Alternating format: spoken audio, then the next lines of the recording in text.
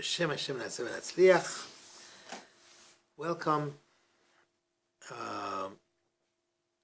So we are in the Sefer Olam Hamidot, in Olam HaSimcha, the world of happiness. And last time we said there are two things that hinder a person's happiness. They hold back, they don't let him be happy. And we said that a person has to strengthen himself to overcome these. The first one was Yisurim, hardships, right? When a person has hardships, he has a hard time being happy. And we said, we gave some tips, some ideas, some understandings of how to deal with that. And obviously we said the strongest thing would be Emunah in Hashem. Tonight, we're going to see the second thing that holds a person back from being happy, having a happy life, and that is de'aga. De'aga means worry, okay? It's very natural for a person to worry. Everyone worries, but in different levels. And at the same time, for sure, worry is one of the main components that holds a person's happiness back. When a person is filled with worry, it's impossible for him to be happy. And not only that it doesn't allow him to be happy, worry shortens a person's life. Rambam writes, in his commentary on Mishnayot Masechet Sanhedrin, he's talking about the coming of Mashiach, the days of Mashiach. That's in the 10th parak, 10th chapter in Masechet Sanhedrin. He writes, in the days of Mashiach, people's lives are going to be longer, because at that time, worry and yagon means misery, are going to be gone. Because they're going to be gone, people are going to live longer. That means these things shorten a person's life. Some people say, look, I need to worry. You have to worry. If you want to get ahead in life, you have to worry. Because if you don't worry, it's just not going to work. He says this is tipeshut gemura. This is utter foolishness. More so, Sefer Orchot HaTzadikim says, Orchot HaTzadikim, as we mentioned many times in the Sefer, is an amazing sefer of musar, of behavior, and he has also a gate of de'aga, a gate of worry.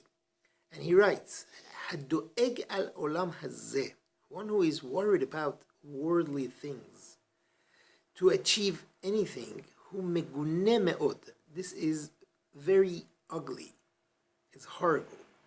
Vehi lo nimtzet kelal ba'anishim habotchim b'Hashem. And worry is not at all by people that trust in Hashem and they believe in Hashem. He says that the agava hayagon, worry and misery, hem mechalim halev, they consume the heart, vehem chole haguf, and they make him sick. That's what he writes. So, what can we do? How can we get rid of worries? So, number one, we have to look and understand. By worrying, we're not going to gain anything. Worrying doesn't help. Right? Even if a person is worried for something extremely important, he's worried about his parnasa, right? And the parnasa of his household. How is he going to make it? What's going to happen? Worrying is not going to help. Worrying is not going to do anything for him. It's not going to add anything. All it's going to do is going to hurt him, is going to hurt his family. His family is going to be filled with pressure and depression. Imagine seeing worried Willie all the time, he's worried, what's going to happen, everybody's going to be depressed. What is this? What kind of a life is this? He says a person needs to do, not to worry, right? He needs to take action. Sitting and worrying is just going to eat him up. And the person must always remind himself, worrying will not benefit him. That's number one. Also, a person has to strengthen himself in his emunah, right? Emunah means his faith in Hashem, his belief in Hashem. And emunah brings bitachon. Bitachon means reliance. Ramban in his Sefer Emunah Bitachon writes that bitachon is an outcome of emunah. That means reliance on Hashem. That trust that we have in Hashem comes from the faith that we believe in Hashem. Again, back to Orchot Tzadikim, in a different gate, he writes, Mi she'ma'amin be'elokim belev shalem, a person that believes in Hashem with a full heart, and he puts his trust in Him, his boteach, b'bitachon chazak, with a strong trust, that bitachon is going to cause that he will not be afraid of anything bad at all. That's what a Baal Bitachon is. And the truth is, why does the person worry? Most of the time a person worries because he thinks that he is in control. He thinks that he could control every situation, every state of being, and that's why the person worries. Because everything is on that person's shoulder. The truth is, the word worry is called de'aga. De'aga, dalet, aleph, gimel. That's the same letters as eged. Not the eged buses. Eged is like an aguda. Is like something that you bundle up. That this person, why is he worried? Because he feels that everything that happens in the world is tied. Eged is tied to him and his actions. I'm doing it. I'm bringing about everything. It's me. So he's going to worry more and more. He says okay, I'm going to talk to so-and-so. Then he should talk to so-and-so. And then I'm going to be able to do this and that. The person is always thinking. His thoughts are always busy in order to get to what he wants to get to. And he forgets about Hashem. But if he recognizes that, stop, there is a God. There is Hashem. And he realizes that everything comes from HaKadosh Baruch Hu. Whatever happens in the world is from Hashem. Then that person is going to understand that he has no control over things that are happening in the world. And all of his efforts are just empty. And this is how he will stop worrying. Because he recognizes that everything is in the hand of the trusted God and not in his hands. He writes, how many times do we see a person really works hard, really tries, right, to find a job, or really tries to find a shidduch, really, knocks on all doors, tries everything. And he knows that this is the way I got to do it. If I want to be successful, this is the way I should do it. At the end, what happens? The Yeshua, his answer comes from totally a different direction. Finds a job that he never even thought that this is the job, or this is how I would be able to find a job. He finds a shidduch from somewhere that, no one even brought up. Suddenly it popped up. Where was this thing? The one that's in control, he's the one that brought it about. Right. Now, let's understand. Even if the Yeshua comes through the channels that he was really trying hard to open up and work through, even if the Yeshua comes, a person has to understand that it's not your trying that did it. It's from HaKadosh Baruch Hu. Me'et Hashem hayta zot. It was all from Hashem. He wanted it and it came about through this channel. Right? People are used to saying, it's all in Hashem's hands. I put my trust in Hashem. But they're really contradicting themselves because they really try too hard and they really worry. Right? That's a contradiction. That's an absolute contradiction to what they're saying. In America, they say, put your money where your mouth is. Right? Now, if a person trusts in Hashem, right? Not only he's saving himself from worries, from pressures, right? He has another thing that he gains, right? What is that? If he really pushes for something, really pushes, really tries, and Hashem listens to him, because Chachamim told us, "B'derech she'adam rotzeh lelech molechin oto." In a path that a person wants to go, they'll take him. Chazak u'baruch. Okay, you want it? You got it. But sometimes that thing is not good for him. That he was trying so hard, that channel that he was trying to open up, that whatever it was, that it was like pushing, and Hashem opened it up. Maybe that wasn't the best thing. Maybe what, the Ratzon Hashem, what Hashem wanted, that would have been doing it. But you push for it, right? And if a person doesn't, he says, okay, I tried. Whatever it is, I did whatever normally a person should do, and I'm going to trust in Hashem. And that's it. He steps back. Then, for sure, whatever will happen, that's what's good for him. That's what Hashem wants him to do.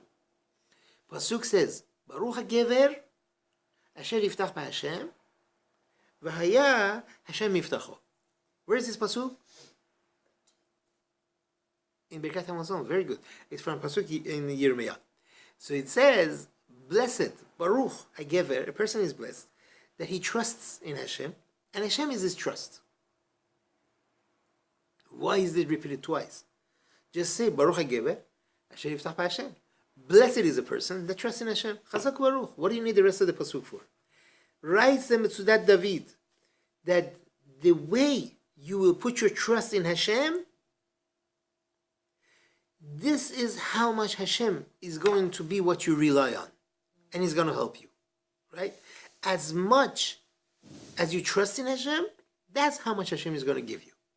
Like it says in the Gemara, Kol atole bitchono b'Hashem, whoever puts his reliance, his trust in Hashem, havelo machaseh ba'olam hazeh o ba'olam haba. Hashem will be a shelter for him in this world and in the world to come. This is the Gemara in Masechet Menachot. Right? That however much you put your trust in Hashem, that's how much Hashem is going to guard you and protect you and be a shelter for you. Let's go back to Orchot HaTzadikim. Right? Sefer Orchot HaTzadikim says, right, that a person must know. Right? Again, we're looking how to get rid of worry. Right? A person has to know that for everything that happens, there is a limit and there is an end. And there is no one that could add or diminish from what Hashem Yitbarach decreed. That's it. What Hashem decreed, that should be, that's what's going to happen. If Hashem said you should have a little bit, there is nothing you could do to add or to take off. If Hashem said there should be a lot, there is nothing you could do to make it less. That's how it's going to be. If Hashem wants it to be later, there is nothing you could do that it should happen earlier. And if Hashem wants it to be now, earlier, there is nothing you could do that it should happen later. It's all in the gezerah of Hashem. So a person is driving. Suddenly someone comes, cuts him off, and he's going really slow. And he's looking ahead. Oh, that light is going to turn red. What are you going to do? Start banging on the wheel, start saying some Arabic curses and whatnot. Or say, look, if Hashem wants it, Hashem wants me to get there, that's when Hashem wants me to get there. What does it help? You start screaming. You start pressing on the gas, tailgating the person. Wow. Who are you hurting? Just yourself. The anger and the worry. We eat our heart out. Whoa, okay, that's it. At the end, the funniest thing, most of the time it's funny, it happens a lot in driving. You don't lose, and you make the light. And then you say, wow, why did I get upset? Why? What happened? He says a person has to teach himself to be happy for now. To be happy for what he has right now. That's what a person has to teach himself. Do not worry for the future. This is so strong. Gemara Masachet Sota says, a person that has pat besilo, that means he has bread in his basket. He has bread in his basket. And he's worried, oh, what am I going to eat tomorrow? This person is miketane emunah. He's lacking in his emunah. You have a little bit of bread, that's it. Don't worry about it tomorrow. The pasuk in Mishlei. Tzaddik ochel lesova nafsho. A tzaddik eats in his heart's content. Ubeten reshaim techesar. And the stomach of the reshaim, right, the belly of the reshaim is empty. Okay, that's a pasuk in Mishlei, right? Tzaddik ochel lesova nafsho. Ubeten reshaim techesar. The Sefer Madrigat Adam, in the portion about bitachon, he writes that it's tzaddik, when he has food, he's not going to worry what's going to happen tomorrow. He doesn't allow any worry to come to him. Baruch Hashem, he eats. He enjoys what he eats because he puts his trust in Hashem. But a Rasha is always worried. Oh, what am I going to do? I should save this food. I should do this. I should do that. Even right now when he's eating, he's not happy, right? So he's going to save the food for tomorrow. Maybe tomorrow I'm not going to have food. Oh, enjoy it now. You have what you have. He says there are people that are never happy with today's simcha because they're always worried what's going to happen tomorrow. Okay? So this worry could really, really destroy a person's simcha completely. Example. Baruch Hashem, he finds a shidduch for his daughter. He's all happy. But no, he's not going to be happy. What are we going to do for the wedding? What am I going to, how am I going to, which catering, which this, he's worried. Enjoy right now. Baruch Hashem, there is a shidduch. And Baruch Hashem, everything works out. Be happy. Don't worry about it. Right?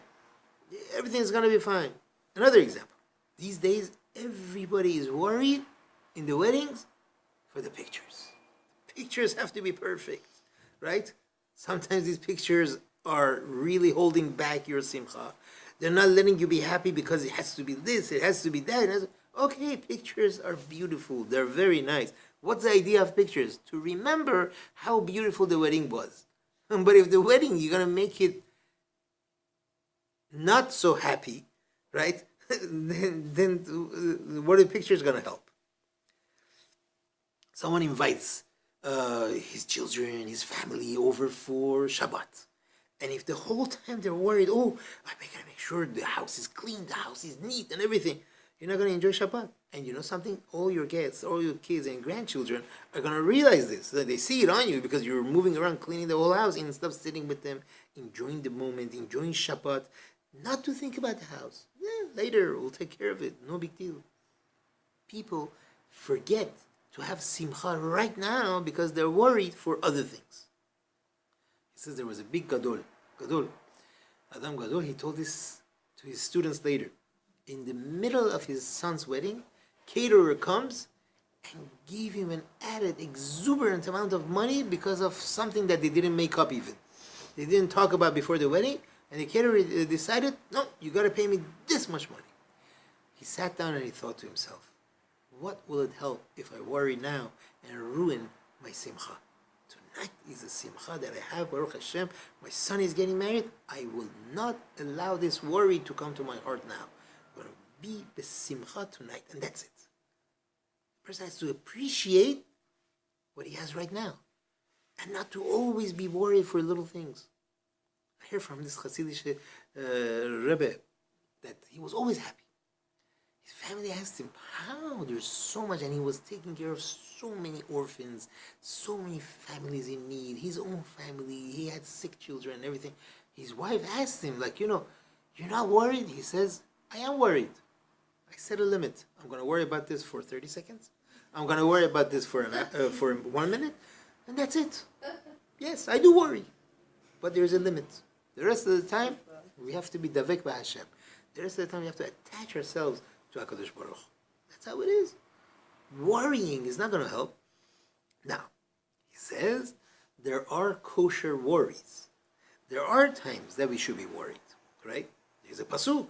Ashrei Adam mefached tamid, right? That's also in Mishlei. Shlomo HaMelech says, fortunate is a person that is always afraid. So Chachamim says, what? Person is always afraid? It says, that's talking about Divrei Torah, that pasuk. What does that mean? Rashi says right there, that he's afraid that he's going to forget his Torah. And because he's afraid he's going to forget his Torah that he learned, he's always reviewing it all the time. That worry is good. Baruch Hashem. Right? And also anything that has to do with Avodat Hashem. Or Chot Tzadikim again. He writes that a person should worry. Maybe my service to Hashem is not so 100%. Right? I should work harder on that. That's the worry. And he brings in Orchot Tzadikim, he sees this Chacham. He saw this guy, he's like all worried. He went over to him. He said, listen, if you're worried about worldly things, Hashem should take away your worry. But if you're worried about serving Hashem, good, keep it up, be worried. And that's how it is. When it comes to serving Hashem, yes, for sure. We have to think and rethink and try to come up with ideas. How can I serve Hashem better? What can I do? Maybe in tefillah I don't have proper kavanah. Maybe this, maybe that. Okay, these things are good. Same thing. Chas v'chalila, a person has yisurim. Also he has to be worried. Because maybe it was his avonot. Maybe he committed a sin. That's what caused him the yisurim. Like it says in Gemara, in beginning of Masachet Berachot, Taf He, he says if a person sees that he's getting yisurim, he has to look into his actions to see where the yisurim came from. Gemara Masachet Shabbat says, Echad mibnei habura, one of a group, if he dies, everybody in the group has to worry, right? Because there is a certain judgment on that group. And if a person pays attention to make his actions better because of the yisurim that he has, then he will see that those yisurim, those hardships, are actually a beracha for him, because they were a help for him to become even a better and a better person. Belina, there next week we could finish the portion about Simcha, then we get a license for Simcha. Okay, get ready for a tough halakha shiur. You really need to pay good attention. Last week we promised we're going to talk about Hanan. Okay, what's Hanan? Hanan is Chaticha Naaset Nevela. Okay, that means a whole piece becomes a nevela. What does that mean? What is this? This line. What does this line mean? Imagine a potato. Everybody knows what a potato is. A potato, cooked potato. Nevela means not kosher. Let's just leave it at that, right? One piece, the whole piece becomes not kosher. Okay. Now, nevela, chaticha naaset nevela. That's the expression. That was the line I was looking for, the expression, not sentence. Okay. You have a potato, and it falls into a soup, which is not kosher. The soup contains non-kosher meat. Okay? And it's cooking. Okay? What happens to this potato? This potato, it's asur to eat it, right? Okay, someone takes this potato out and puts it in the Shabbat cholent. What do? What should we do? Take the potato out right away, right?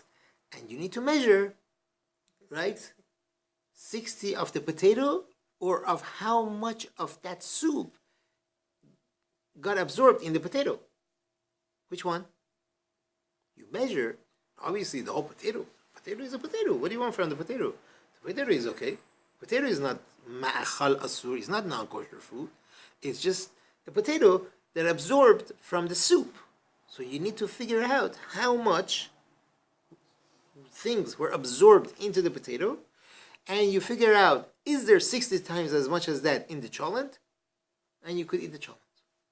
If there is 60 times as much as what got absorbed into the potato, let's say, potato is 100%, not 100% of this potato is treif, I'd say maybe 30%. How much of it got absorbed? How much of the ham got absorbed into the potato? Maybe 30%. So you figure out 30% gets to 30 grams times 60, right? That's, what is it, 180, right? Okay, Chazak Baruch Hashem. How do you calculate how much got absorbed? So you don't. Chacham does. We don't, right? We go to a Chacham and the Chacham will tell us, right? Chas v'shalom. Now, Okay, so if it was let's 30%, then you figure out, okay, 60 times 30%. Do you have that much in the cholent? And Baruch Hashem, your cholent is good. Don't tell anyone a word and let him have it. Now, let's say a non-kosher, let's not go to non-kosher. Let's say you were, what was our example? You are making, anyone knows what goulash is? Goulash is like taskaba, goulash. Pieces of chunks of meat. You're making it, Baruch Hashem, very nice. Next to you, there is a pot of milk boiling. And a piece of meat from your goulash fell into that pot of meat. Okay? What? meat falls into the milk or milk? Meat. A piece of meat falls into the hot. Everything is hot, falls in there. What do you need? You need 60 times. You take the meat out, but you measure the whole meat, right? You measure the whole meat, not how much milk got absorbed into this milk, into this piece of meat, but the whole meat here, right? You measure, you need 60 times as much as this milk in that pot in order to say that the milk is kosher. The meat, forget about it. Forget about the meat. What's going to happen to the milk? Okay? What's the difference between a potato and the piece of meat? By a potato, you only measure 60 times as much as what got absorbed in it. What about the meat? Let's only measure 60 times as much as the milk that got absorbed in it. Why not? We say chanan. That's the difference. Chanan means chaticha naaset nevela. The whole piece becomes a nevela. By the potato itself is absolutely fine. It's an absolutely fine vegetable, right? And it fell in. You measure how much got absorbed. With the piece of meat, you have basar bechalav. You have milk that got mixed with the milk. Meat and milk got mixed. You have a basar bechalav. The whole thing becomes nevela. Not only the milk. What did the milk do? The milk that's inside the meat. What did the milk do? The whole piece of meat becomes a nevela, becomes asur. Then you need more. You need 60 times as much as the whole thing. So remember, that's what chanan means. Chanan means the whole piece becomes a nevela, not only just what got absorbed in it. Okay, Baruch Hashem, we are all experts in halacha now. Let's go to a case. The case is like this. We have you're making macaroni and cheese, right? You're mixing it up good, hot macaroni and cheese, and then 5 minutes later, you don't pay attention. You take that macaroni and cheese, and you mix your taskabab charchi. Like you have ground beef, and you're like nice with all the good things, and you mix it up. Now, what do? You need 60 times as much as what? As the spoon. Remember, we said last week, you need 60 times as much as the spoon in order that it should be kosher. Not the stuff on the spoon. The spoon itself. Let's say there is no stuff on the spoon. Baruch Hashem, your mac and cheese was pretty smooth and good, and you washed it. Whatever, you washed it. You for sure you washed it. Let's say it was 10 minutes ago. Baruch Hashem, the mac and cheese is good for tomorrow's lunch. Now wash everything, put it in the thing, but it was used within. Right. This is what makes it dairy. Now you washed it. You put it in the dish rack. Didn't pay attention. This spoon was used within the past 24 hours for mac and cheese. And it was hot dairy. That's what makes it dairy. Remember we said last week? What makes it dairy is yet solid, it was hot. If you use it for cereal, Chazak Baruch, use it for cereal, wash it and use it for cholent. No big deal. Right? Don't do it. I'm just saying. Halachically, okay. We're not afraid. Right? But a dairy spoon, right, which was used within the past 24 hours with hot dairy, and now you're going to insert it into this hot meat thing, we have a trouble. So 60 times as much as the spoon. Now, Shulchan Aruch. Shulchan Aruch says, if, this is very interesting halacha, if you take the spoon and you insert it into this meat, so what do we need? 60 times as much. And then, he wasn't paying attention. 5 minutes later, he says, let me see how it's doing. He takes the same spoon and he does it again. Right? 5 minutes later. So now, he needs to figure out not 60 times as much, 120. No, 120. You'll be surprised. But listen to this halakha. It's very interesting. This is Shulchan Aruch, right? If you inserted it once, and then you realized, oh, this was a dairy spoon. What was I thinking? Put it aside, right? And then he did it again. By mistake. Made a mistake. He did it again. We only need 60 times as much. What's the difference? If you don't realize in between, you need 128. If you do realize in between, you need only 60. We'll go back to our rule of Hanan.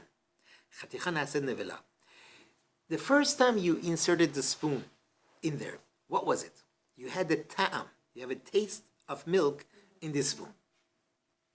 Taste of milk, perfectly good. Good taste, right? And you insert it into the meat. You gave that good taste of milk that was absorbed into the spoon through the heat into the meat. That's basar. That's basar bechalaf mixed. You need 60 times as much to get rid of that ta'am, that taste. Now, what's the story with your spoon? Hanan. Your spoon, the whole thing becomes Hanan. Chaticha na'aseh nevela. Why? Because you have milk and meat, ta'am, mixed into your spoon. Without paying attention, if you put it back in there, right? What do we say? 120. Because there are two different inserting. First time you put it in, it was chalav, that got mixed milk, that was mixed with the meat. You need 60 times as much as that. Second time, there is a separate isur. The isur of Hanan. Piece of nevela now got inserted in there. That's why you need 120. See the difference? Like terefa, exactly. Nevela, terefa. It's interchangeable. If you like to call it terefa, you call it terefa. Now, but if the person realized in between, like that he's now, if he does it a third time, then you don't need, because what else? You put in the same nevela there. You don't need another 60. You don't need 180 times. We're good, right? But but if the person realized, right, in between, that wait a minute, this was chalavi. This was a chalavi thing. Now already there is a milk that went into this thing, right? You're not adding anything to it. This is all from the Shach. Siftei Kohen, right there in the Shulchan Aruch, brings it Bet Yosef and he explains this, right? He says you only need 60. You only need 60 against this. That's all you need, because once you realized after you took it out, you realize then that isur of the basar b'chalav remains.